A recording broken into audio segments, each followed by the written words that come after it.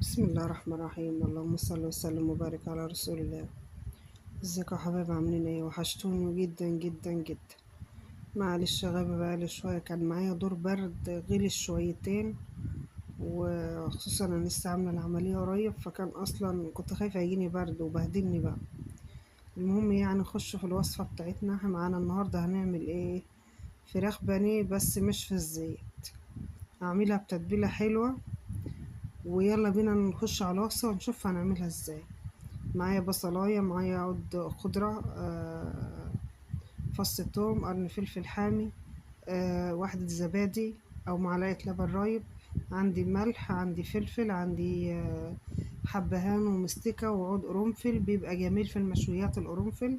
ومعايا خلطة مشويات برضو، ومعايا طماطمتين، وعندي الفراخ مقطعاها زي البانيه، وطبعا كيس مكرونة هنعمل معاها مكرونة سباجيتي.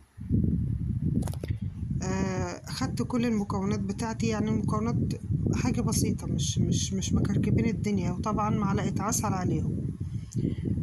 فرمتهم في الكب أو في الخلاط ونزلتهم على البانيه بتاعي. البانيه أنا مقطعاه وغسلاه، عصراله ليموناية وشوية ملح وشوية سكر كده في النقعة بتاعته. شطفته كويس ونزلت عليه التتبيلة بتاعتي اللي أنا عاملاها. هسيب التتبيلة فيه شوية كده ياخد ويدي كده معاه. وطبعا رشة فلفل اسود كمان. جبت بطاطستين كده عشان نكمل الأكلة بتاعتنا، قطعتهم صوابع تخينة وهنزلهم مع الفراخ بتاعتي يعني تشرب من التتبيلة بتاعتها. طبعا هنا سبكت المكرونة تسبيكة عادية، فص توم في الزيت أو في السمنة كده، وأنزل عليها الطماطماية. طبعا عندي هنا بقى الطاسة الجريلا، اللي عنده دي ماشي، اللي عنده طاسة تيفال عادية. أظن معظم البيوت دلوقتي بقى فيها طاسات التيفال حتى العادية. ماشي. سبت الفراخ بتاعتي التتبيلة مظبوطة. وعلى فكرة أنا ما غيبتهاش في التتبيلة عشان ما اكدبش عليكم وأقول لكم إن هي قعدت يوم، ولا لا والله حوالي ساعة. بس المهم التتبيلة حلوة، الزبادي بيخليها طرية، والعسل بيسويها وبيخلي بيديها نكهة حلوة، والقرنفل بقى في المشويات مش عايزة أقول لكم عامل إزاي، كان طعمها خطير بصراحة. طبعا حطيت معلقتين زيت كده في الجريلا بتاعتي، وهنزل بقى الفراخ واحده واحده كده. شايفين طبعا هي باينه ان هي سخنه، وشايفين الزيت بيعمل ازاي. هنزلها بقى عليها وهي سخنه. وطبعا انا حاطه ميه المكرونه جنبي علشان اسلقها.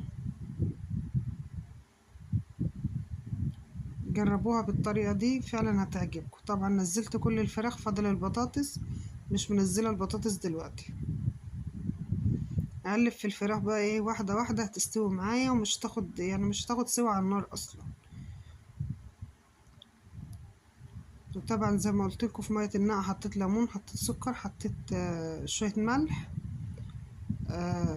ما فيش ريحه زفره فيها ولا حاجه، وطعمها جميل واحسن من البانيه بقى اللي شارب زيت وبيوجع المعده والكلام ده كله. ديت ما فيهاش حاجه ولا قلينا ولا حاجه، خفيفه على المعده، يعتبر مشويه، يعني معلقه زيت واحده اللي اخدتها. يعني انا اولادي كانوا بيقولوا لي لا بانيه بانيه، قلت لهم هو ده بانيه برضو. طبعا هنزل بقى بشويه البطاطس بتوعي لما الفراخ قربت تستوي. هنزل بشوية البطاطس عشان برضو البطاطس تاخد من نكهة الفراخ. فلما دقوا الفراخ دي بصراحة عجبتهم. بقية التتبيلة بتاعتي طبعا أنا مش هنزلها دلوقتي. وعندي كده نزلت المكرونة في المية، بحط لها معلقة ملح ومعلقة زيت. يعني في ناس بتقولك بلاش زيت، هي مش بتعجن. ما أنا مش هقولكوا أنا جايبة مكرونة الملكة يعني، لا والله. ومعلقة الزيت كده بتديها حتى كمان، يعني بتخليها حلوة، عمرها ما بتعجن معاكي. ايدي طبعا في الفراخ جنبي، اديها كل مدى كده تقليبه. والبطاطس رشت لها رشة بابريكا برضو، تديها طعم وريحة كمان. البطاطس لما حسيت ان هي هتبتدي تخش في مرحلة السوا، طلعتها عشان ما تتهرش مني، انها عايزاها تاخد لون مع الفراخ. لسه الفراخ دي هتاخد لون. جنبي بقى كده كنت سلقت المكرونة وحطيتها صفت. وطبعا احط لها بقى الصلصة بتاعتها. ما بدأت الطاسة انا عايزه الخلطه يعني تبتدي تحروق. لما بدات كده تاخد لون زي ما انتوا شايفين نزلت بقيه الخلطه. انا ما نزلتش الخلطه الا لما هي اللي في الطاسه دي مش بتحرق، دي بتاخد كده لون، وانا كنت عايزاها تاخد اللون ده عشان تبتدي تاخد لون الفراخ معايا. هو ده يعني هو ده الاساس بتاعها. بخليها تتلسع معايا لسعة بسيطة، واروح منزلة الخلطة تبتدي تاخد اللون ده بقى. اهو زي ما انتوا شايفينها كده اهي. اللسعة البسيطة اللي بديها لشوية الخلطة الاولانيين هما اللي بيدوني اللون ده، هما اللي بيطلعوا لي اللون ده. هتلاقوا البطاطس واخدة نفس اللون، وهتلاقوا الفراخ. فايه، اقلب فيها واحدة واحدة كده. طبعا بدأت انزل بقى ايه البطاطس تاني عشان تاخد اللون. لما الفراخ بدأت تاخد اللون، انا كده البطاطس كانت مستوية معايا، عايزاها تاخد بس اللون بتاعها عشان ما تبقاش بيضة كده. امال احنا حاطينها ليه مع الفراخ؟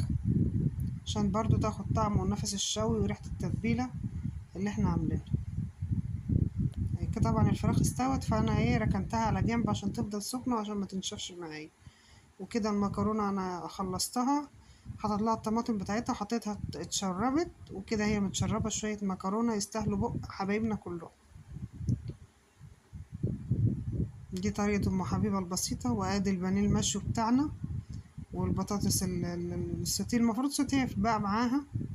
بصراحة كان طعمها جميل. جربوا التتبيلة والخلطة دي. ويلا بينا ايه نعرف الطبق بتاعنا. كان احلى طبق بصراحة. شايفين هو الطبق بين نفسه بيتكلم عن نفسه، يعني هو بيتكلم عن نفسه.